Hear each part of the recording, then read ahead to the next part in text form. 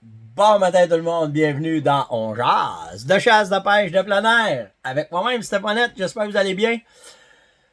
Oh, moi puis la technologie, là, je vais vous dire que hier, probablement, il y en a qui vous avez pas vu passer le On Jase.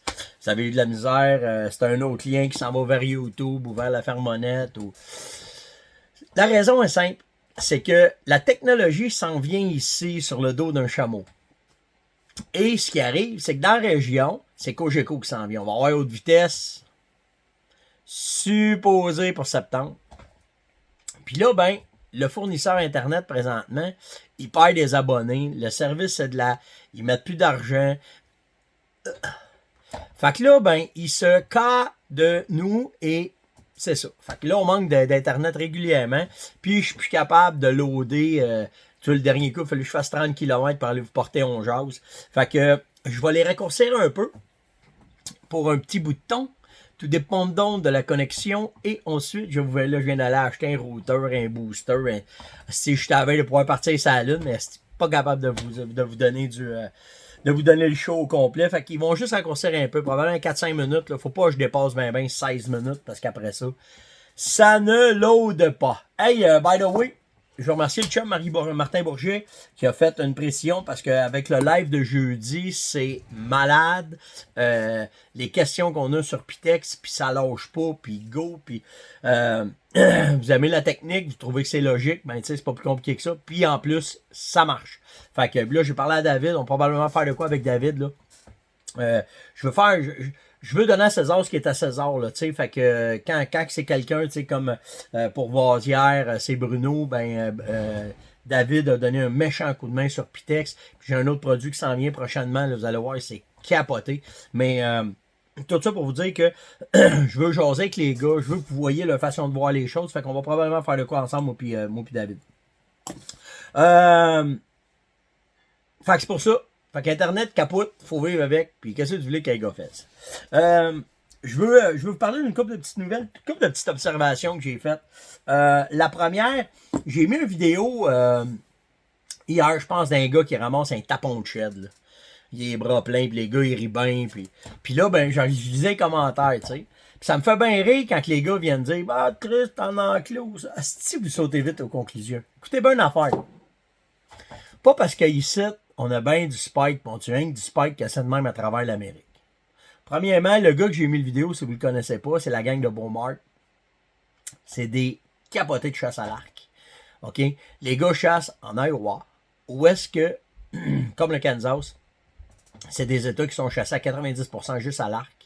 La gang de Beaumont, ils ont des terrains privés, des fermes, pas des enclos, là, des fermes qui font du management, qui font attention aux chevreuils. Tu sais, le gars trouve une affaire comme 85 sheds en une journée et demie, parce que les gars ont marché le territoire, faire leurs affaires, tu sais, puis tout le kit. Fait que, il faut que vous compreniez que ce qui se passe au Québec, c'est pas la réalité de bien des États aux États-Unis.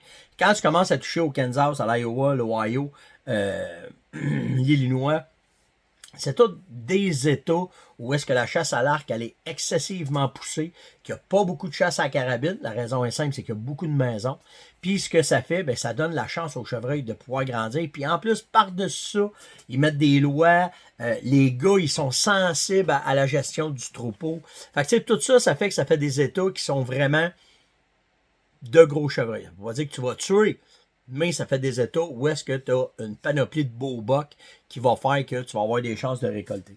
Fait qu'avant de juger, avant de passer des commentaires gratuits, moi, là, ces gars-là, je les suis, ça fait un méchant bout. Ils tuent... Tu sais, moi, là, la journée, je tue un boc qui fait 200 et plus Bone and Crockett. Je bois pas, mais ce soir-là, m'en prendre une, c'est sûr. Parce que, en Amérique, OK? En Amérique, au complet, là, nord, sud, est, ouest, ils se tuent pas plus que 200 chevreuils aux 2 ans, donc 100 chevreuils par année, qui font au-dessus de 170 Bone and Crockett. Fait que quand tu as des gars qui récoltent des chevreuils, je le sais qu'ils ont l'état, je le sais qu'ils ont le temps, je le sais que ça dure longtemps, c'est pas comparé avec nous autres, ils ont pas la même température, je sais tout ça. Mais n'empêche que ces gars-là font en moyenne 250 jours de chevreuil par année, où est-ce qu'ils chassent, l'aménagement, les recherches, les compagnies qui ont. Puis, OK? Fait que c'est une autre classe, là. C'est un autre game complètement, cette gang-là. Puis oui, c'est possible d'avoir beaucoup de gros chevreuils. Oui, c'est. Tu sais, on l'a vu, hein, à travers le temps, là, la 7, moi, je me souviens quand ils ont ouvert la 7, quand ils ont ouvert la 8, la 15. Tu sais, on est géré, on est mal géré parce que quand il y a des zones comme ça devrait être donné à des organismes comme l'UPF, je vais dire, mais ça peut être d'autres choses, ça peut être une association de ces zones-là. Puis de là, mais ici, c'est la viande, puis j'ai rien contre ça, vous le savez, là. Moi, si tu as le droit de tuer un spike, puis c'est légal, si tu ramasses les, tu veux, c'est correct. Mais par exemple, il y a des joyaux, il y a des richesses qui sont dans le bois, puis ces richesses-là, ça serait le fun des fois de les garder. Tu sais, ils ont sacré la 15 complètement à terre, là. Tu sais, moi, j'ai chassé dedans, là, puis c'était un mini Kansas, un mini Iowa. Tu sais, j'ai sorti un boc, là, un master sur le Rattling, deuxième matin. Des affaires, là, que tu vois juste une ou deux fois aux 2-3 ans à Saskatchewan. On l'avait ici, la Saint-Michel-des-Saints. Mais non, c'est... Les biologistes avaient dit, il va être pas plus que 70 chevreuils. Mâle. C'en est-tu 388? Ah, je le sais que c'est pas beaucoup, mais c'est beaucoup pour cette place-là. Puis venez pas dire que la neige fait que, puis ça, Saint-Michel-des-Saints, c'est la capitale du skidoo, tu sais. Fait que, tu sais, on manque là-dessus. Mais pour revenir à la gang de Beaumont, ben non, c'est pas en enclos. Ben non, ça existe. J'ai chassé dans ces places-là. J'ai chassé dans ces places-là que tu marches, mettons, une journée de temps, puis tu ramasses facile 5, 6, 7, 8, 10 sheds. Puis ça, c'est dans le temps de la chasse au chevreuil. Mais imagine ces gars-là au printemps, quand ils voient où est-ce qu'ils ont été, où est-ce qu'ils ont ravagé pour l'hiver, puis il n'y a quasiment pas de neige dans ces places-là. Fait que, tu sais, je trouve ça plate un peu. Puis tu sais, les émissions comme je fais avec vous autres, c'est pour vous montrer ça. Pour vous montrer qu'il y a mieux, qu'il y a des places qui sont rendues bien en avant de nous autres. Puis ça fait que c'est le fun chasser quand il y a du stock. Moi, on dit que c'est le fun. Je le souhaite à tout le monde un jour. Fait que je voulais revenir sur cette fameuse vidéo-là, vous parlez de ça. Un autre affaire, je parlais avec Brian aujourd'hui, un bodé à moi. Puis, on était prêt pour l'amitié monter dans l'ouest, puis le kit. Puis là, on parlait des chevreuils, tu sais, avec Sam, puis les gros chevreuils. Comment tu fais? Puis tu sais, c'est pas facile. Le premier beau boc, toi, un beau 8 points, un beau 10 points. Ah, c'est là, tu le prends pas, puis... Fait que, tu sais, c'est sûr que quand... Ah, c'est bon, je n'ai pas emmené. Mais tu sais, ah, ben, il y a lui en arrière, là. Tu sais, quand t'as un chevreuil comme ça en arrière, puis que tu le regardes, là, tu te dis, il est-tu assez gros pour moi? Ben là, tu sais, il y a des trucs pour passer le pointage. Tu sais, le chiffre magique, c'est 150 et plus. Tu sais, le chevreuil se tourne la tête, le rack, il va au bout du nez. Tu comptes 5 belles chandelles qui mesurent toutes à peu près 6-8 pouces. Le beam va au bout du nez. Juste un peu de masse, c'est over 150 tout de suite. 10 points et plus, bien souvent, c'est 150 et plus. Fait que, ouais, mais tu sais, Steph, là, Sam, il me dit, ouais, mais tu sais, moi, je n'ai vu un 10 points. Ah, c'est quand il s'est tourné à la tête. Ah, si je l'ai tiré, puis faisant 130, tu sais, c'est pas facile. Je vais t'en donner un autre truc. Quand tu vois le chevreuil, puis tu te dis, je tire, pas ça, tu sais pas. Tu sais pas. C'est dans des places qu'il y a beaucoup de gros chevreuils, tu sais pas. Mais si tu fais de tabarnak, boum, ça, c'en est un beau. Ça marche 9 fois sur 10. Ça a marché cette année avec Bruno, ça a marché avec Yann, ça a marché avec Stéphane. Ça marche à tout coup. Quand le cœur te fait wow, celle-là pose pas de question. Quand tu fais prendre les jumelles, même à faire mon mieux. Les vents masse des murs, ah non, ça se prend pas. Ah non, moi, prends la carabine. Ah. Mais lui, quand j'ai vu celui que j'ai ramassé, même pas pensé. Pouf, ça a été parti. Fait que tu sais, il y a une question d'analyse qu'on peut faire toute l'année, de tout ce qu'on peut regarder, puis tout comment est-ce que c'est. Mais quand le cœur te vire en envers, go. Fait que c'est ça le truc, Brian. Là, je parle de chasser le trophée. On parle d'un autre game. On parle c'est pour ça que je vous parle de l'Iowa. Je parle de ces places-là. Si vous saviez, si vous avez la chance d'aller dans ces places-là, Caroline, que je vous le souhaite donc, que vous voyez comment est-ce que c'est trippant quand il y a beaucoup, beaucoup de gibier. L'autre affaire. Ah oui, j'ai une bonne discussion avec Steve concernant les taxidermistes. Tu sais, on parle de taxidermie, c'est pas donné, puis tout. Je vais juste vous ramener dans leur réalité, OK? Faire tanner la peau. Arranger la peau. Parce que quand vous y amenez ça, souvent, c'est directement sur le crâne. Fait que lui, il faut qu'il y a cape, il faut qu'il y a débarque du crâne. faut après ça qu'il y a des doubles. Ça veut dire que tout le bord des lettres, tout le bord des yeux, les oreilles, il faut qu'il enlève le croquant. Après ça, il prend la peau, il l'emballe, l'envoie chez un tanneur. Là, le gars, il tanne.